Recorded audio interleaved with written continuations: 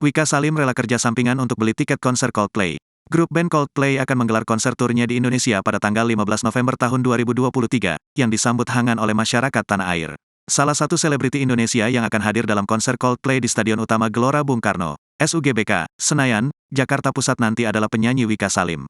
Wika Salim menegaskan dirinya sangat mengidolakan Coldplay dan tengah bersiap untuk bertarung, demi bisa membeli tiket konser idolanya itu. "Aku sudah siap war tiket lah. Kan emang gak tahu bisa dapat apa nggak? Ya semoga saja dapat. Mudah-mudahan," kata Wika Salim ketika ditemui di kawasan Mampang Perapatan, Jakarta Selatan, Senin, tanggal 15 Mei tahun 2023. "Ya siapa yang gak ngefans? Dia kan band besar, bisa dibilang legend," sambungnya. Tidak sendiri, Wika berencana akan menyaksikan band idolanya itu konser di Indonesia, bersama sang kekasih.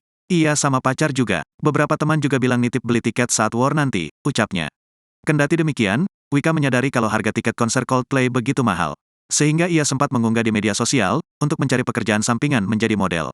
"Kan soalnya harga tiketnya mahal, jadi kita harus nabung biar bisa beli tiketnya," ucapnya.